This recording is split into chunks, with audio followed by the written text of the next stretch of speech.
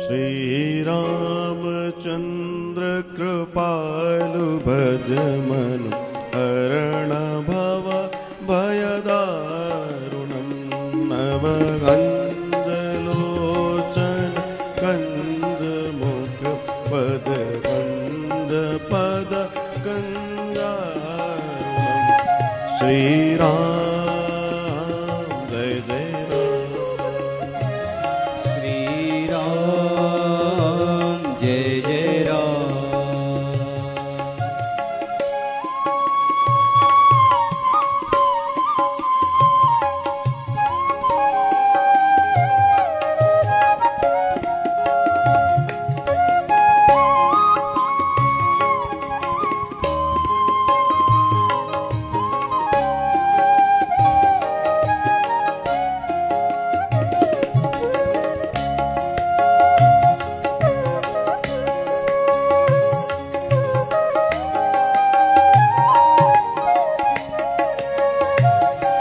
कंदर्प गणित अमित छवि नवनीत नीरज सुंदरम पट पीतमानहु तड़ित रुचि सुचि नौमि जनक सुतावरम नौमि जनक सुतावरम श्रीराम जय जय राम श्रीराम जय जय राम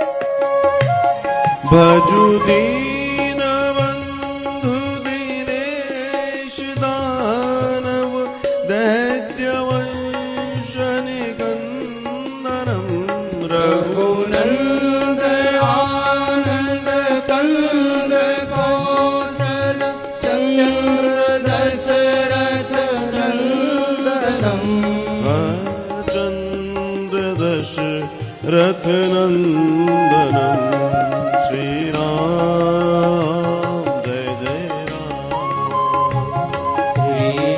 श्रीराम जय जय राम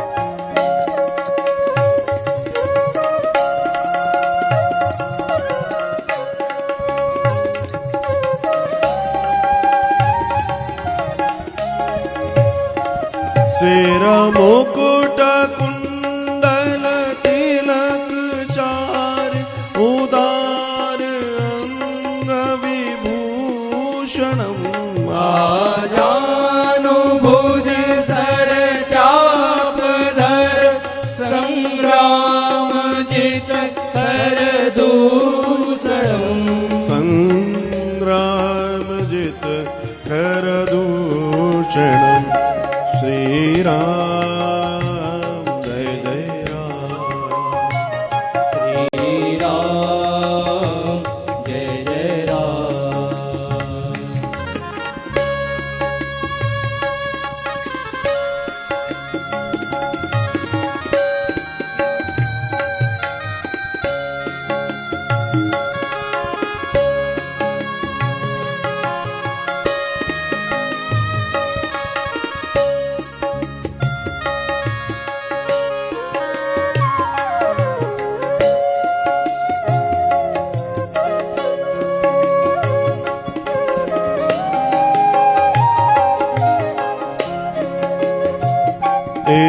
वदति तुलसीदास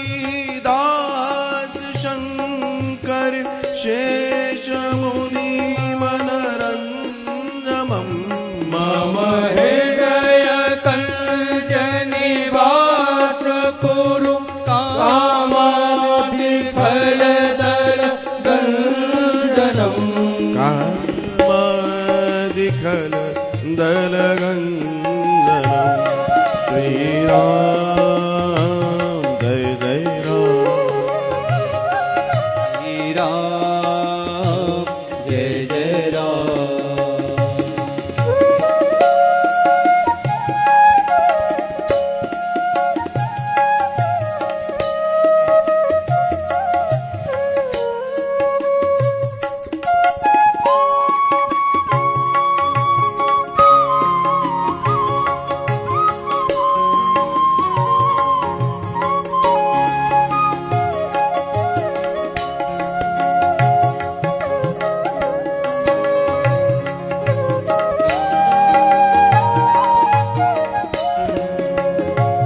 मन जाने राचे मिलहे सो बरु सहज सुंदर सावरो करुणा निदान सुजान शील स्नेह जानत रावरो एहि भांति गौरी असीस सुनिसिया सहित हिया हर्षितारी तुलसी भवानी पूजी पुनि पुनि मुदित मन मंदिर चली मुदित मन मंदिर चली श्री राम जय जय राम श्री राम जय जय राम श्री राम जय जय राम श्री राम जय जय राम जय जय राम जय जय राम जय जय राम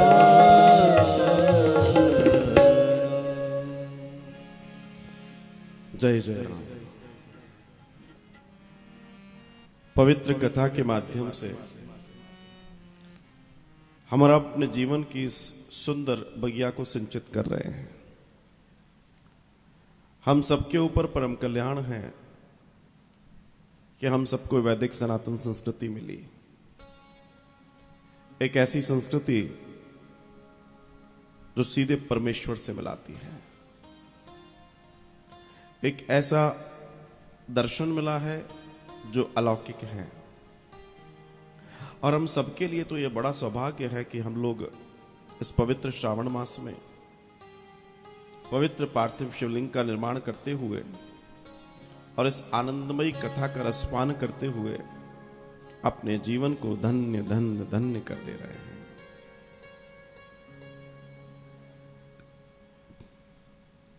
पवित्र श्रावण मास, पवित्र वृंदावन, पवित्र मानव मंदिर सेवाश्रम,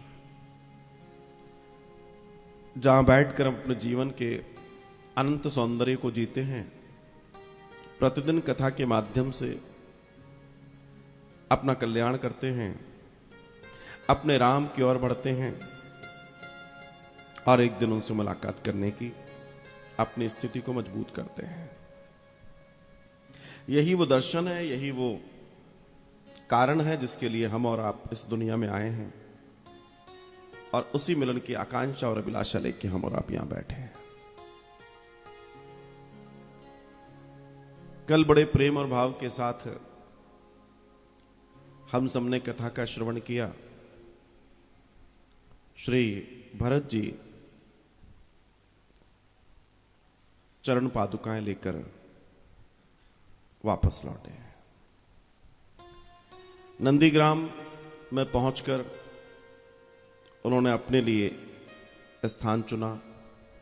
शत्रुघ्न जी को बोला है कि राज सिंहासन पर इन पावरियों को रखकर इनकी सेवा करनी है और पूरे के पूरे 14 वर्ष तक ऐतिहासिक दर्शन है कि इस भारत की धरा पर पादुकाओं ने शासन किया है। 4 जहां उत्तराधिकारी हों, उन चारों का प्रेम इतना महान, इतना विशेष, इतना सुंदर कि जहां कोई भी गद्दी पर नहीं बैठा है, तुम बैठो तुम बैठो तुम बैठो, और इस करके पावरियों को बैठा दिया। पावरी भी किसकी? उनकी जिनके चरणों से सबको गति मिलती है, और उनके चरणों की पावरियां ही सबको गति देती हैं। और यही वो दर्शन है कि हमें भी अपने जीवन का शासन दास बन के उनके चरणों में सेवा करते हुए अपने जीवन के भी इस आनंद को गुजार देना है और उसकी प्राप्ति कर लेना है। सेवा तो हमें भी उन्हीं की करनी है। हमारे मन के सिंहासन पर वही होना चाहिए, वही सुंदरता, वही प्रबलता होनी चाहिए। और ऐसा दर्शन प्राप्त करके प्रत्येक जीव अपने जीवन का परम कल्याण करता है। प्रत्येक जीव। भगवान सुंदर कथा कहते हुए उमा से कहते हैं, पार्वती, मैं कितनी राम के गुणों की बखान करूं, मेरे पास शब्द नहीं। लेकिन जो मैं कहता हूं वो एक एक शब्द अमृत के समान है। उमा राम गुण गूढ़ पंडित, मुनि पाविनी विरति, पावही मोह विमूढ़ जे, हरि विमुख न धर्मरति। राम के चरणों में प्रेम किया जाए, उनको अपना साथी माना जाए और अपने जीवन को उनके चरणों का दास बनाया जाए। भगवान शिव सेवा करते हुए कथा की आनंद से भरे हुए हैं और उमा को कथा सुनाते हैं। एक बार की बात है, स्फटिक शिला पर भगवान राम आए हैं। बहुत सारे पुष्प तोड़े हैं उन्होंने। बड़ा सुंदर मनोहर दर्शन है। मां बैठी है, बड़े सुंदर सुंदर पुष्प लेकर आए हैं और उनको भेंट दी है। जब उनको भेंट दी तो उनके केशों का श्रृंगार उन पुष्पों से किया है। आनंद से दोनों जगत के मालिक और मालिकिन बड़ी कृपा करते हुए बैठे हैं और बड़ा आनंद है, बहुत आनंद है। सीता जी को पुष्पों से हार भी पहनाया है, बालों में भी वेणु चोटी में भी लगाए, कुछ उनके हाथ में भी दिए हैं। ये एक और सुंदर दर्शन है। भगवान ये कहना चाहते हैं कि दुनिया में विपरीत स्थितियां हर व्यक्ति के जीवन में आती और जाती हैं। हर किसी के जीवन में उतार चढ़ाव आते हैं, लेकिन अपने जीवन को जीना छोड़ देना कभी नहीं चाहिए। आप अपनी जिंदगी जिए। अगर आपके पास संसाधन नहीं है तो सरकारी बागीचे का बाहर निकला हुआ कोई फूल वही तोड़ के अपने आनंद को जी लो। और भगवान के पास, आपके पास दिया हुआ अच्छा है तो ऑनलाइन बुकें मंगवा लो, कौन मना करता है। कहने का तात्पर्य है, यहां ब्रह्म ये दर्शाना चाहते हैं कि अपने जीवन को जीना सीखो, हर हाल में प्रसन्न रहना सीखो और हर समय को सुंदरता में बदलना सीखो। वनवास में है, सारी स्थितियां हैं। अब एक व्यक्ति को प्रॉब्लम हो जाए, जिंदगी भर रोते रहे, जो आए उसी के सामने अपना रो रो के सुना, भैया मेरे साथ ये हो गया, मेरे पिताजी ने घर से निकाल दिया, सब कुछ नहीं था हमारे पास, ऐसे निकाल दिया था कि पूछो नहीं, वो तो फिर हमने मेहनत की, फिर ये किया वो किया। तमाम सारी गाथाएं लोगों के पास हैं, कहानियां सबके पास होती हैं और होनी भी चाहिए, लेकिन कहानी हर जगह सुनानी नहीं चाहिए, उससे कुछ होने जाने वाला नहीं है। दुनिया में एक चीज हमेशा ध्यान रखना, हमेशा ध्यान रखना, कभी भी ऐसी बात किसी से मत कहो कि कोई व्यक्ति आपके ऊपर दया करे। अक्सर लोग अपने ऊपर दया करवाते हैं, अक्सर लोग। जिंदगी में कभी ऐसा काम, ऐसी बात किसी के सामने मत करो कि कोई तुम पर दया करे या तुम्हें ऐसा लगे कि थोड़ी सी दया हो जाए। हमें दया की जरूरत नहीं है। अब भगवान न करे कि हमें कभी दया की जरूरत पड़े। हम दया करें, हम इस लायक हों कि हम दया करें, ना कि हमें दया की जरूरत पड़े। सो मेनी पीपल्स, मैंने कई लोगों को देखा है, वो अपनी बात सुनाते सुनाते इस तरह की बात को ले जाते हैं कि सामने वाला उन पर मर्सी, दया थोड़ी बहुत कर ही दे। वो अपनी स्टोरी इस तरीके से, क्या मतलब है उस स्टोरी से, क्या हो जाएगा उससे? वर्तमान में सामने व्यक्ति तुम्हारे बैठा है, वो वर्तमान देख रहा है, वर्तमान की चर्चा कीजिए और भविष्य की प्लानिंग कीजिए। यही दर्शन है, यही जानना है, यही समझना है। पास्ट कभी भी आपका वर्तमान नहीं सुधार सकता, और वर्तमान अगर बिगाड़ लिया तो भविष्य नहीं बन सकता। ऐसी विपरीत परिस्थितियों में जब जिंदगी के उतार चढ़ाव होते हैं, तब पति और पत्नी के बीच में कैसे स्थिति होनी चाहिए, भगवान यहां बता रहे हैं। दोनों महलों के मालिक थे, लेकिन आज फटिकशिला पर बैठे हैं, उसको सिंहासन मानकर अपने जीवन को जी रहे हैं। तो ये दर्शन है।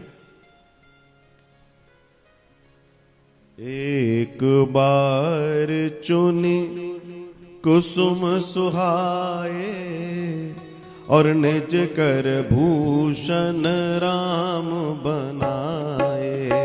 सीतई पहिराए प्रभु सादर, बैठे फटिक शिला पर सुन। सीता चरण चोंच हत भागा, मूढ़ मंद मति कारण कागा। चला रुधिर रघुनायक जाना, सीक धनुष सायक संधाना। नारद देखा बिकल जयंता, लागी दया कोमल चित संता। पठवा तुरत राम पहिताही, के हसी पुकारी प्रणत हित पाई।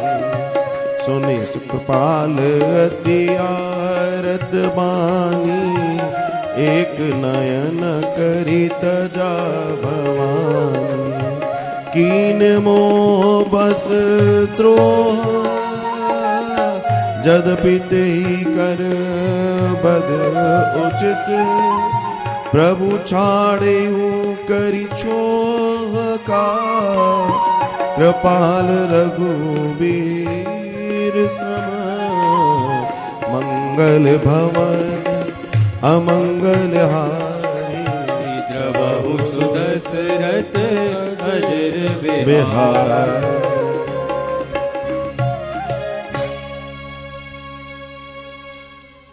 दर्शन है। भगवान कुसुम चुनकर लाए हैं और अपने हाथों से माला बनाई है।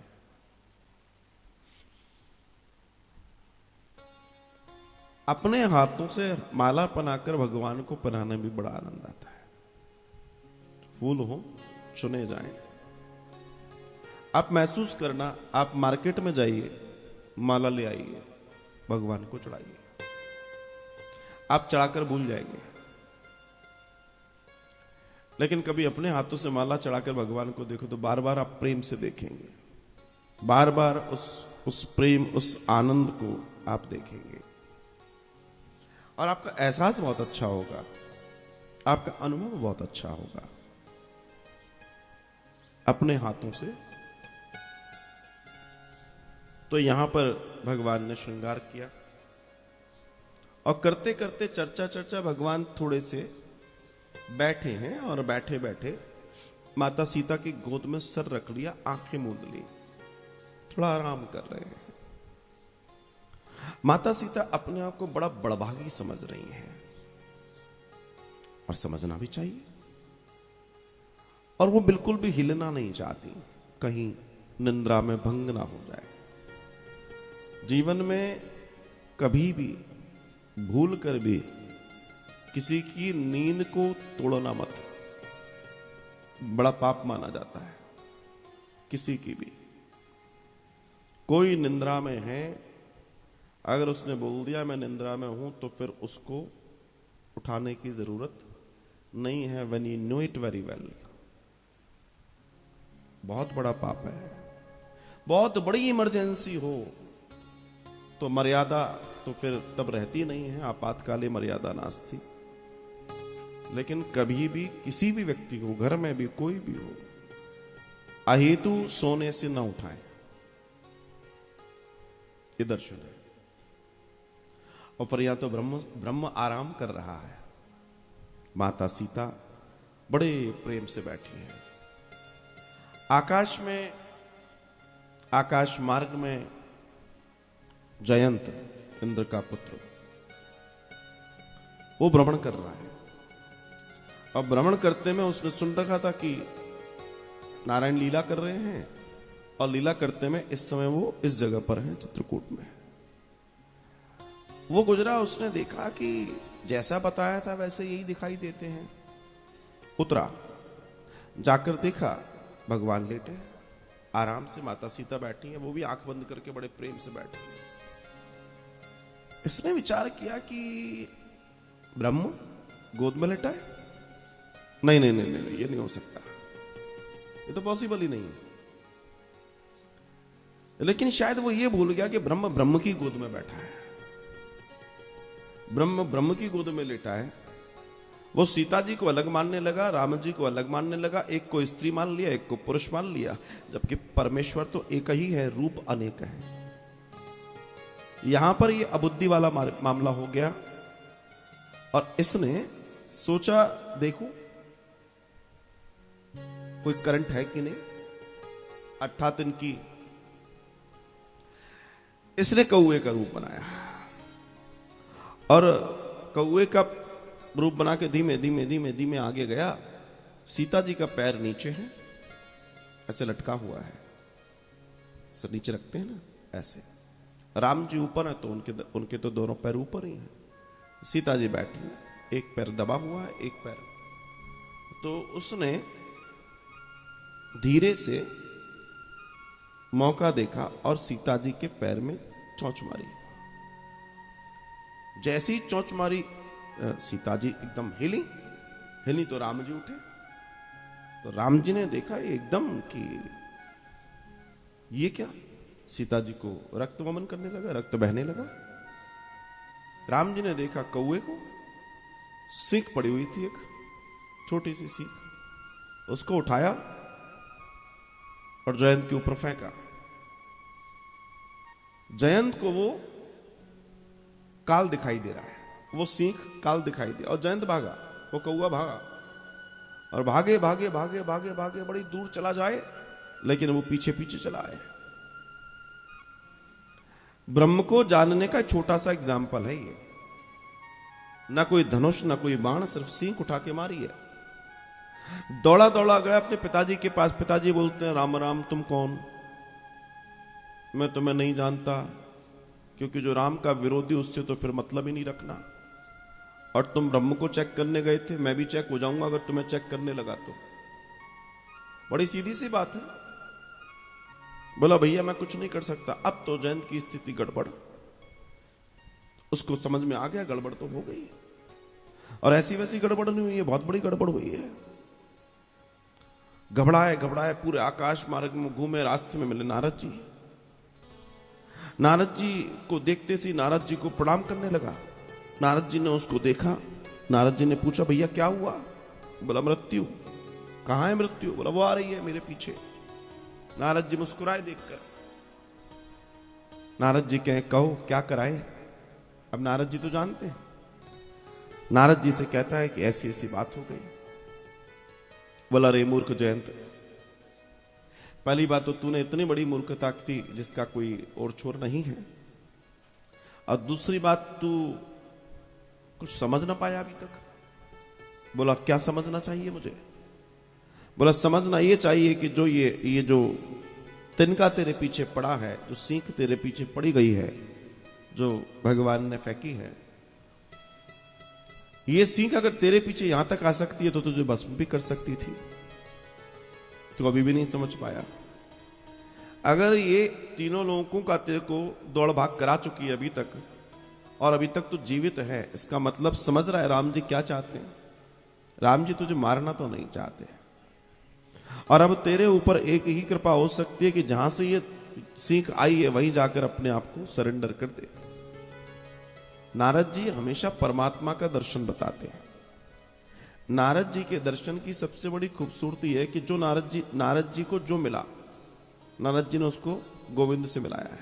जो मिला है नारद जी उसे गोविंद से मिलाने वाले हैं। तो श्री नारद जी ने कहा कि भैया अब तुम्हें वापस वहीं जाना होगा जहां जाना चाहिए, और तुरंत जो है राम जी के पास पहुंचाने के लिए बोला।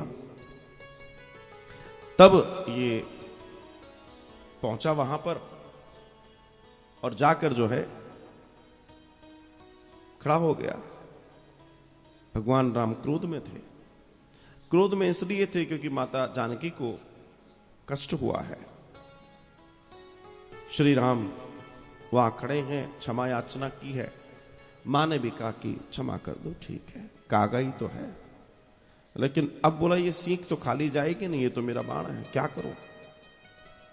तो एक आंख जो है राम नाम सत्य हो गई।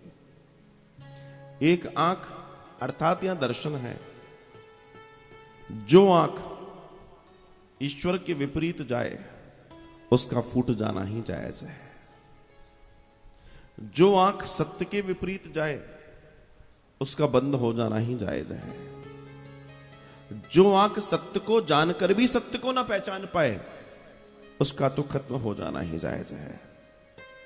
और दूसरा दर्शन, जो आंख गोविंद का दर्शन कर ले उसका भी बंद होना जायज है। उसके बाद दुनिया को देखने की जरूरत नहीं है।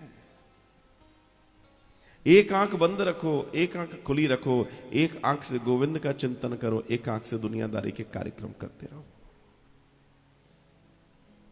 संसार में तो रहना ही है, लेकिन अगर दोनों आंखें खुली रहेंगी तो दुनिया ज्यादा दिखाई देगी, ज्यादा फंसोगे। लेकिन एक आंख का मतलब है अंतर्मन।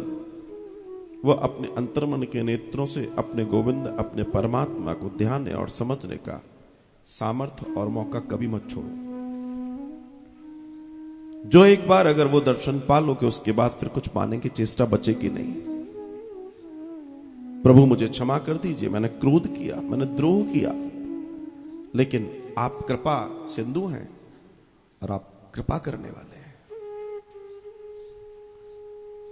ये कथा बड़ी दर्शन देने वाली है। पहला दर्शन तो यह है कि कभी भी जीवन में कभी भी ईश्वर पर, ईश्वर की कथाओं पर, ईश्वर के पुराण वेद आदि इत्यादि पर संशय मत करना। साधु संत सन्यासी गुरु सदगुरु जिसने संशय किया, ये घटना वो याद रखे। यहां दर्शन ये है, संशय नहीं करना है। जो संशय करेगा उसके साथ घटना घट जाएगी। तो यहां संशय का काम नहीं है, यहां अपने संशयों को समाप्त करते हुए प्राप्ति करने का साधन है। राम यही दर्शन है। वे भले उसकी एक आंख बंद कर दी पर उसको ये बताने का प्रयास किया कि जयंत अब तू जिस आंख का, जो आंख का पट तेरा बंद हो गया, इससे बस तू मेरा भजन कर, मेरा चिंतन कर, बाकी दुनिया को देख क्या हो रहा है क्या नहीं हो रहा। भगवान बड़ा आनंद, बड़ा सौभाग्य है। इसके बाद भगवान चित्रकूट से विराम लेते हैं, और चित्रकूट से विराम लेकर भगवान आगे की ओर बढ़ते हैं, और वो अत्रि मुनि के आश्रम में जाते हैं। अत्रि के आश्रम में, जहां अनुसुईया और अत्रि उनका बहुत समय से इंतजार कर रहे हैं, बहुत समय से। जब अत्रि और अनुसुईया को यह पता पड़ा कि राम आ रहे हैं, वे दोनों इतने प्रसन्न हैं जिसके बारे में क्या कहा जाए। और जब राम आए, सीता लक्ष्मण दोनों पति पत्नी ने बड़े सुंदर भाव से उनकी स्तुति की है, उनका स्वागत किया है। नमामि भक्त वत्सलम कृपालशील कोमलम भजामि ते पदाम्बुजम अकामिनाम सुधामदम। बड़ी सुंदर स्तुति, प्रेम से सब भेंट किए हैं, आनंद हुआ है। अनुसुईया जानकी जी को अपने साथ कहती है, मेरे साथ आ बेटा। जानकी जी सहज भाव से अनुसुईया के साथ चलती है। भगवान राम को देखते हैं, मतलब आज्ञा, और बड़े प्रेम और भाव से वे उनकी ओर जाते हैं। और श्री राम और लक्ष्मण पहुंचते हैं अत्रि जी के पास। अत्रि जी उनको दिव्य शस्त्र आदि इत्यादि न जाने कितनी विद्याएं जो उनके पास थी, वो पूरी की पूरी श्री राम जी और लक्ष्मण जी को सौंप रहे हैं, पूरी। अनुसुईया सीता जी से कहती हैं कि बेटी मैं तुझे कुछ देना चाहती हूं। सीता जी अनुग्रहित हैं, लालायित हैं उस कृपा को पाने के लिए जो ये तपस्विनी देना चाहती है। अनुसुईया के पद गही सीता, मिली बिहोरी सुशील बिनीता। और ऋषि पत्नी मन सुख अधिकाई, आशीष देह निकट बैठा। सीता जी ऐसे खड़ी हो गई, अनुसुईया बैठ गई। तो अनुसुईया ने सीता को देखा, मुस्कुराई और सीता से कहा मेरे पास आकर बैठ बेटा। सीता जी सकुचाई, लेकिन उन्होंने अपने पास में बैठाया। और अनुसुईया जी ने बड़े दिव्य दर्शन, दिव्य कीर्तन दिया है। अनुसुईया को देवताओं से अनेकों उपहार मिले थे। ये वही अनुसुईया है जिन्होंने देवताओं को बालक बना दिया था। तो देव जहां छोटे छोटे बालक बन के गोद में बैठे थे। अब सोचिए ये कितनी महान और कितना बड़ा दर्शन होगा इनका।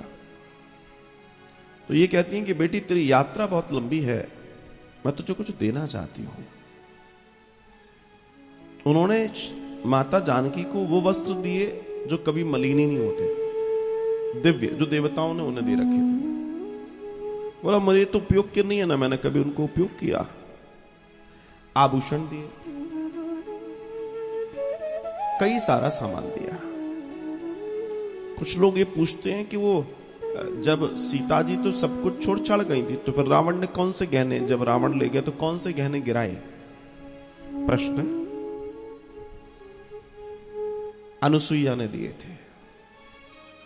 अनुसुईया ने अरुंधति को कहा था, जी कुछ श्रृंगार छोड़ दो, जब ये मेरे यहां आएंगी तब कुछ श्रृंगार करने का सौभाग्य मुझे भी प्राप्त हो।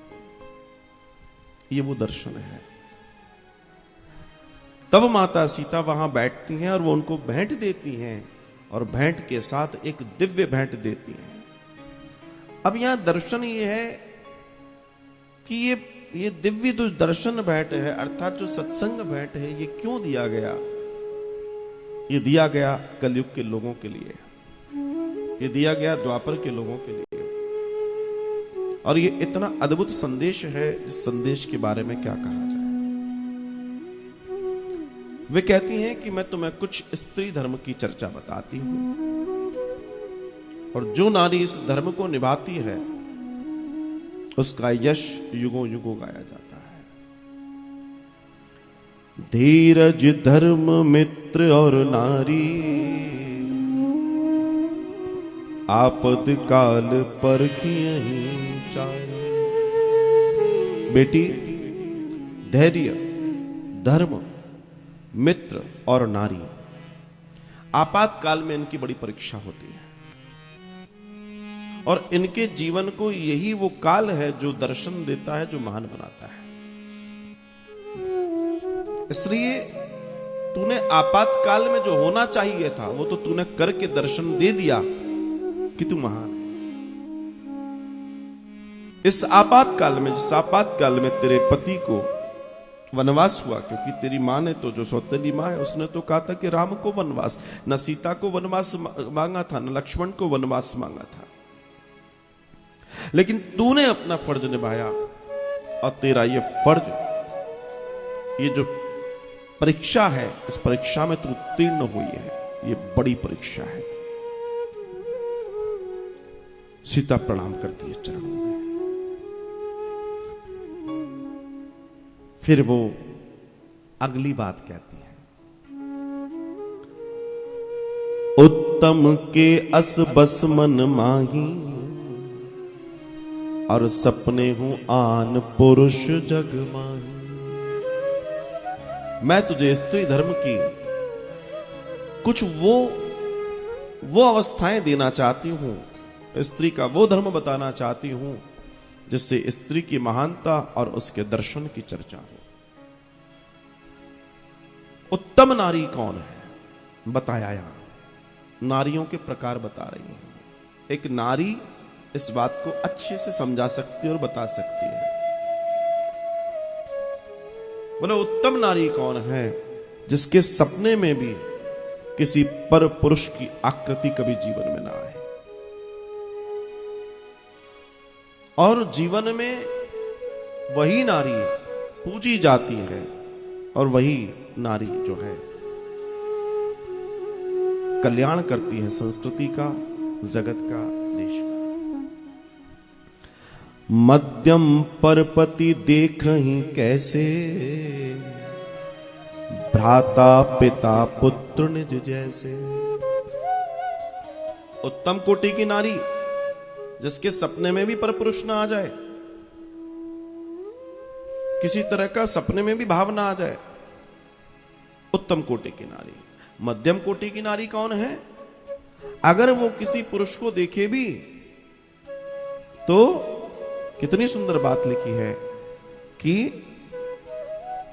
भ्राता, भाई, पिता की तरह, जैसे पुत्र की तरह, इन तीनों की तरह पूरी दुनिया के पुरुषों को देखा जाए। अगर ये दर्शन है मध्यम, ये भी कौन है, मध्यम दर्जे की नारी है। ये भी प्रथम की बात नहीं हो रही, प्रथम की तो जो होनी थी वो हो गई, जो मध्यम सेकंड स्टेज है। और धर्म विचार समुझ कुल रही, सोन किष्ट त्रिय श्रुति अस कह। सुन सीता तब नाम सुमरी, नारी पति व्रत करही, और तुही प्राण पिय राम कहीं, कथा संसार हित। धर्म विचारी समुझी कुल रही, जो धर्म का विचार करके कुल की मर्यादाएं आदि इत्यादि जो होती हैं, हर परिवार के अपने नियम धर्म होते हैं, और परिवार के नियम धर्म भी जो होते हैं वो धर्म और संस्कृति के आधार पर होते हैं, तो उनका जो भंग करती हैं, उनको न मानकर जो अपने तरीके से जीवन जीते हैं, वो तृतीय श्रेणी की नारी है। दर्शन तो इसमें बहुत लंबा चौड़ा है, लेकिन यहां एक बहुत सुंदर दर्शन है, जिस दर्शन को समझना बहुत जरूरी है। आज यहां श्री राम जी बैठे हैं, राम जी को अत्रि जी ने आयुध दिए हैं, सामर्थ्य दिया है, लेकिन यहां ये क्यों समझा रही हैं, राम जी को क्यों नहीं समझाया जा रहा? एक बड़ा दर्शन है, क्योंकि समाज की आचरण की धूरी अगर कोई है तो वो नारी है, वो नारी है। नारी अपने जीवन को जितना संयमित, जितना सुंदर रखेगी समाज उतना बेहतर होगा, उतना सुंदर होगा। आज के समाज की जो स्थिति है, उस स्थिति को अगर दूसरी दृष्टि से देखा जाए तो उसकी एक बहुत बड़ी जिम्मेदारी नारी के ऊपर भी है, बहुत बड़ी। मैं बड़ी की बात नहीं कर रहा हूं, मैं बहुत बड़ी की बात कर रहा हूं। जब हमें फ्रीडम मिलता है, जब आजादी मिलती है, तो उस आजादी में भी मर्यादा होनी चाहिए, चाहे वो पुरुष हो चाहे वो स्त्री हो। लेकिन स्त्री को धर्म ग्रंथों में, शास्त्रों में रत्न कहा गया है, और रत्न की कीमत ज्यादा होती है, इसलिए रत्न की सुरक्षा भी ज्यादा होती है। और रत्न को रत्न के तरीके से ही रहना चाहिए। जब वो अपने आप को, अपनी कीमत को खुद गिराएगा कोई, तो जाहिर सी बात है कि उसका सम्मान कम होगा। दौड़ हो गई एजुकेशन हो लेने की, पढ़ाई लिखने की, सारी दौड़ बहुत अच्छी होनी चाहिए। हर किसी को पढ़ना और लिखना चाहिए। प्राचीन समय में भी स्त्रियां वाकायदा पढ़ती लिखती थी, सब बराबर था। लेकिन उनके पास एक चीज बहुत बेहतर थी, वो थी संस्कृति, वो थी मर्यादा। और जब तक संस्कृति और मर्यादा का निर्वाह माताओं के द्वारा नहीं किया जाएगा, तब तक वो स्थिति बन नहीं सकती। माताओं के पास वो सामर्थ्य है, वो शक्ति है, जिस शक्ति से वो समाज को एक दिशा दे सकती हैं, एक सुंदर समाज की संरचना कर सकती है। लेकिन आज के दृष्टिकोण में, आज की दौड़ में देखने में बड़ा अटपटा और बड़ा क्या कहूं, ऐसा लगता है कि आज की दौड़ में सिर्फ पैसा ही सब कुछ है, न मान न मर्यादा, हमें किसी से मतलब नहीं है।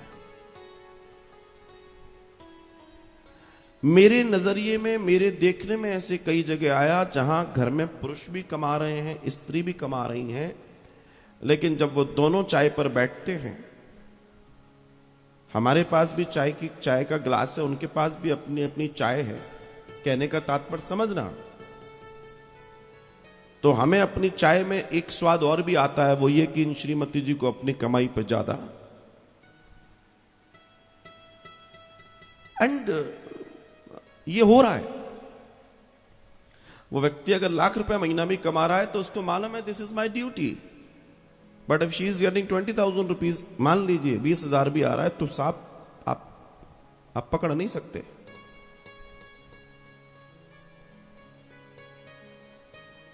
और वहीं वो चीजें बिगड़ रही हैं।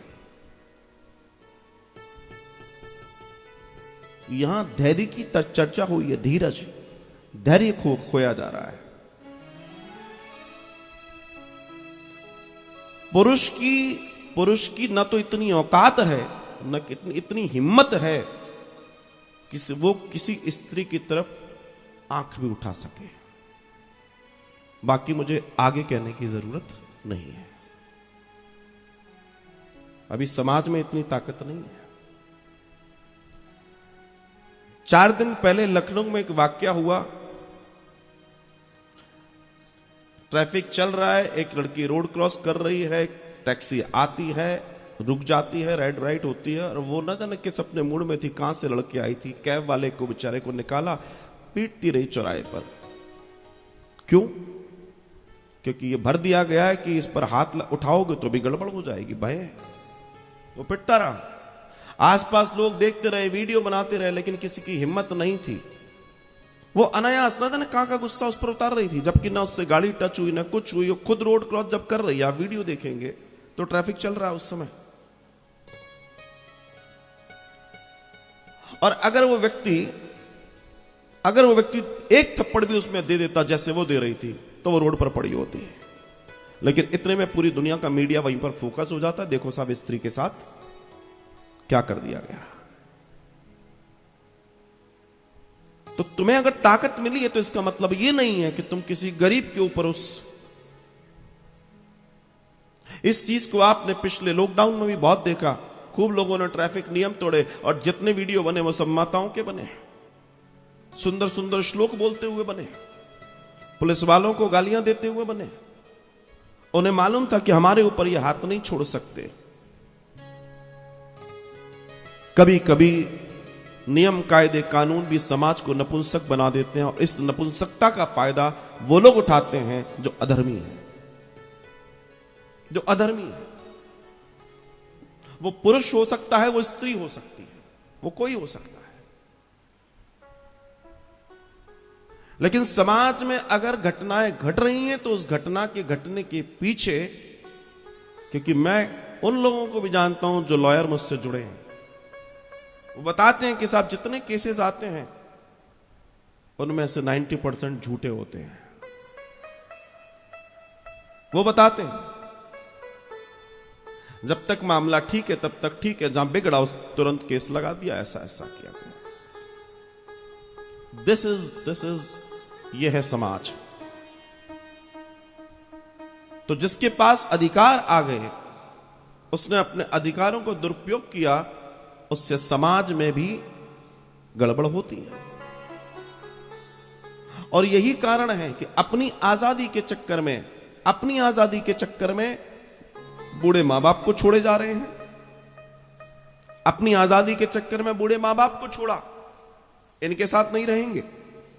और तुम्हारी आजादी के चक्कर में तुम्हारे बच्चों को तुमने देखना बंद कर दिया। जब तुम आजाद जीना चाहते हो तो तुम्हारे बच्चे भी आजाद जीना चाहेंगे, वो भी आजाद जिए, तुम भी आजाद जियो, उसके बाद तुम फिर सब आजादी हो जाओ, कुछ नहीं बचने वाला, फिर सब आजाद हो जाओ। क्योंकि जो बच्चे मां बाप को देख रहे हैं वही बच्चे नीचे करेंगे। उनको नया चीज क्या सिखाओगे आप? सिखा ही नहीं सकते। अब दुनिया का, देश का सबसे कीमती अगर कोई धन है तो बच्चे हैं। किसी भी राष्ट्र का, किसी भी समाज का सबसे कीमती अगर कोई धन है तो बच्चे हैं। और उन बच्चों को, उस धन को सही से अगर कोई संवार सकती है तो वो मां है। और अगर स्त्री अपने धर्म को भूल जाए, वो सिर्फ इस बात की उसको हो जाए कि नहीं पड़ोस वाली भी जाती है, ऑफिस में भी जाऊंगी, तुम ये भी तो देखो कि पड़ोस वाले के बच्चों की क्या हालत है। तुम आज अपने बच्चों के साथ में हो तो कम से कम उनका लालन पालन, उनको पूरी केयर दे पा रहे हो। पैसा कमाना इतना ज्यादा जरूरी नहीं है साहब, पैसे का समायोजन करना बहुत जरूरी है। और पैसे का सबसे बड़ा समायोजन है आपकी औलाद। अगर आप अपने बच्चों को ना बना पाए तो फिर क्या बनाया आपने? फिर क्या बनाया आपने? होड़ सिर्फ इस बात की है कि साहब हम बराबरी की बात करते हैं। दुनिया में किसी तरह की स्त्री और पुरुष की बराबरी है ही नहीं है। लोग झूठ बोल के झूठा प्रचार कर रहे हैं पूरी दुनिया में। पूरी दुनिया में झूठा प्रचार है, सबको मालूम है, सब आंख बंद करके दूध पी रहे हैं जैसे बिल्ली पी रही है। हकीकत बताता हूं मैं आपको, ये कोरा झूठ है कि स्त्री और पुरुष बराबर हैं। कहीं से बराबर है ही नहीं है। कहां से बराबर है? शरीर अलग, प्रकृति अलग, सोच अलग, नियम अलग, कायदे अलग, कार्य अलग। आप कुछ भी कर लीजिए, पॉसिबल ही नहीं है। सिर्फ नंबर बनाने के लिए कुछ लोगों ने अपना एक, अरे स्त्री स्त्री है, पुरुष पुरुष है। अगर एक ही होते तो भगवान को दो बनाने की जरूरत नहीं पड़ती महाराज। फिर भगवान भी काय को बनाता दो? बेवकूफ है वो, उसको मालूम है जिसका जो धर्म है वो उसके धर्म से काम करेगा। और जब देखिए, पुरुष अगर धर्म छोड़ दे तो समाज में इतनी दिक्कत नहीं आ सकती, क्योंकि स्त्री के पास धर्म की सत्ता ज्यादा बड़ी है। लेकिन अगर स्त्री धर्म छोड़ती है तो समाज कुपोषण से भर जाता है, कुपोषण से भर जाता है। हमारे एक मित्र लॉयर, वो बताते हैं उनके पास तमाम ऐसे केस आते हैं। तो उन्होंने खुद बताया मुझे कि साहब ये जितने केस आते हैं किसी महिला की तरफ से मेरे साथ गलत हुआ, ये हुआ, वो हुआ, इनमें से 90% केस फ्रॉड होते हैं। वो खुद कह रहे हैं अपने मुंह से। लेकिन हथियार है, हथियार है। समाज के बदलते स्वरूप को देखिए आप, क्योंकि घरों से रामचरितमानस चला गया, और जब घरों से रामचरितमानस चला गया तो चरित्र वैसे ही खत्म हो गया। एक समय यह था कि अगर किसी बहन के शरीर पर चढ़ी हुई चुन्नी दुपट्टे को किसी ने हाथ लगा लिया तो बवंडर होता था। कितनी मर्यादाएं थी। और आज व्यक्ति ऐसे घूम रहा है जैसे वो पैराशूट से उतरा हो, ना उसके कोई पिताजी रहे होंगे, ना उसका कोई पति रहा होगा, ना कोई उसके घरों की मर्यादाएं रही होंगी। तात्पर्य क्या है कहने का तात्पर्य यह है कि हम जिस संस्कृति से आते हैं उस संस्कृति को अगर नहीं समझ पाए हम, तो जीवन कैसा। बात है संस्कृति की। हम पश्चिम की होड़ तो करेंगे, लेकिन उस पश्चिम से होगा क्या। न तुम यहां के रहे, न वहां के रहे, और बीच की स्थिति मुझे बताने की जरूरत नहीं है। बीच की स्थिति तो हमेशा से खराब है, और खराब थी, वो खराब रहने वाली है। या तो तुम उस पार चले जाओ या फिर इस पार आ जाओ। तुम किसी पार तो आ जाओ। तुम ना यहां के रहे, ना वहां के रहे, ना तुम इंग्लिश के रहे, ना हिंदी के रहे, तुम इंग्लिश हो गए। और यही सबसे बड़ी गड़बड़ है, यही सबसे बड़ी समस्या है। तुम राम और रोम दोनों को जोड़ने में लगे हो, ना रोम जुड़ सकता, ना राम जुड़ सकता, और यही तुम्हारी सबसे बड़ी समस्या है। यही तुम्हारा सबसे बड़ा प्रॉब्लम है। और यही कारण है कि आज घरों घरों में विद्रोह है विचारों को लेकर, क्योंकि विचार तो राम था और राम पैक करके रख दिया गया। विचार तो वही था ना। अगर उसको पढ़ा जा रहा होता, उसको समझा जा रहा होता, तो आज घरों में न जाने कितने आनंद होते। लेकिन कोई इस बात को समझने को तैयार नहीं है। अगर बहुत ज्यादा पढ़ गए तो उनको कोई माँ बाप समझाना चाहे, नहीं हम तो पढ़े लिखे। अरे भाई तुम पढ़े लिखे हो, वो पढ़ाई जिससे नौकर बनते हैं। माँ बाप वो समझा रहे हैं जिससे इंसान बनते हैं। There is a big difference.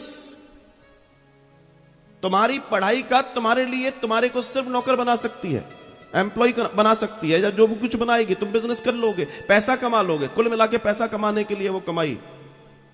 इंसान तो संस्कार बनाने की बात, इंसान तो बनोगे संस्कारों से। वो तुम्हारे माता पिता अगर उनके पास होंगे तो, या एक चीज और जोड़ दूं, अगर उनके पास होंगे तो वो तुम्हें बनाएंगे और तुम उनको लेकर ही आगे बढ़ोगे। आज तुम्हारे पास गर्म खून है, तुम अपनी जिंदगी को खूब अच्छे से जी रहे हो, लेकिन जैसे ही ये उम्र ढलेगी, जैसे ये शरीर ढलेगा, जैसे ही तुम्हारी चीजें कम होंगी, उसके बाद तुम्हें पता पड़ेगा कि हाय हमने अपना कितना बड़ा नुकसान कर लिया।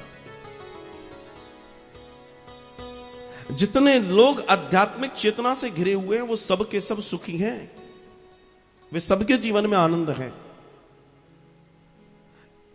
दुनिया के किसी भी देश, किसी भी संस्कृति, किसी भी समाज की सबसे बड़ी धुरी अगर कोई है तो वो नारी है। नारी सिर्फ अपने आप को संयमित कर ले, पूरी दुनिया संयमित हो जाएगी। ये आप तय मान के चलिएगा। सब कुछ नारी के हाथ में है, सब कुछ।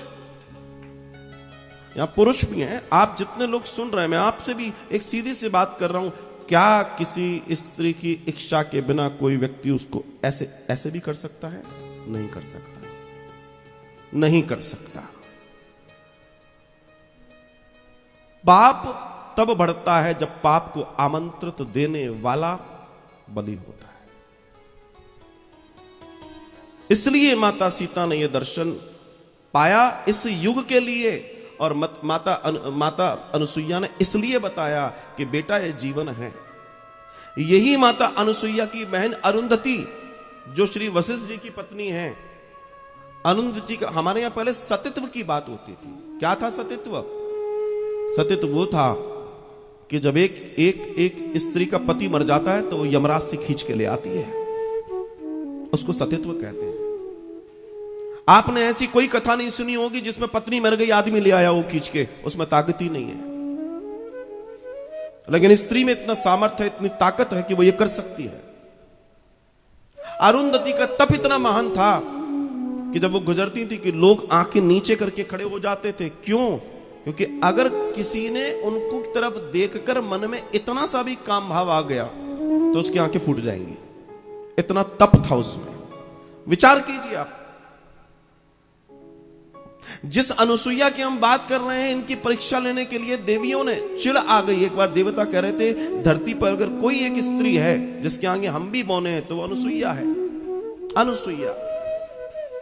देवियों को चिढ़ आ गई कि हमसे भी बड़ी कोई मतलब ऐसी कोई बात हो सकती है? बोला हां है।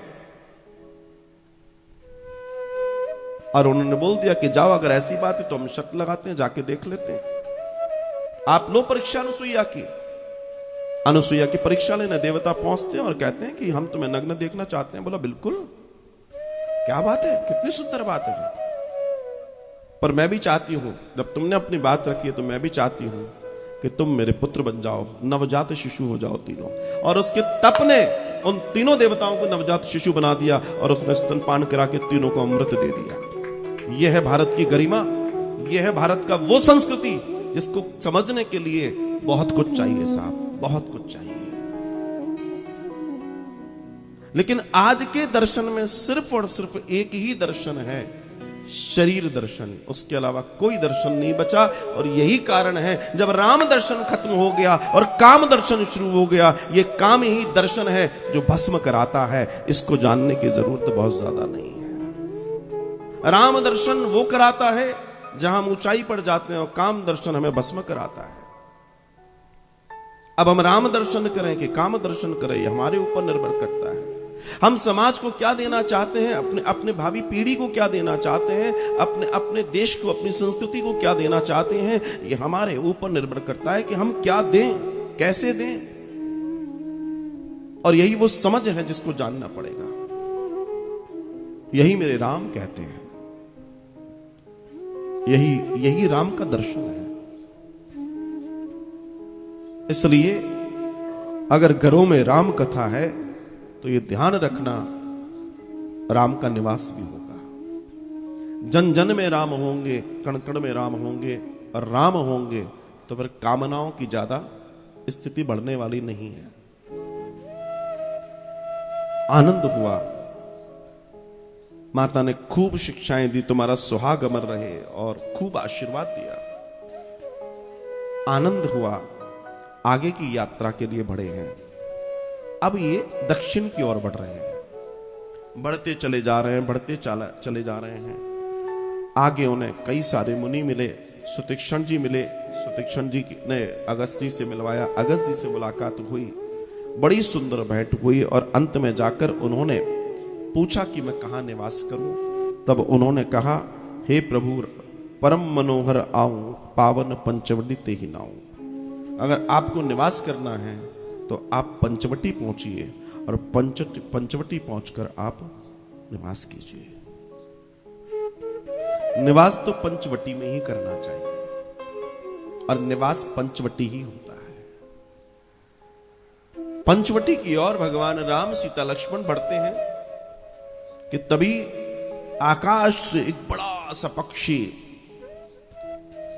कूदता हुआ, उड़ता हुआ आता है और सामने आकर खड़ा हो जाता है। विशालकाय गीधराज जटायु।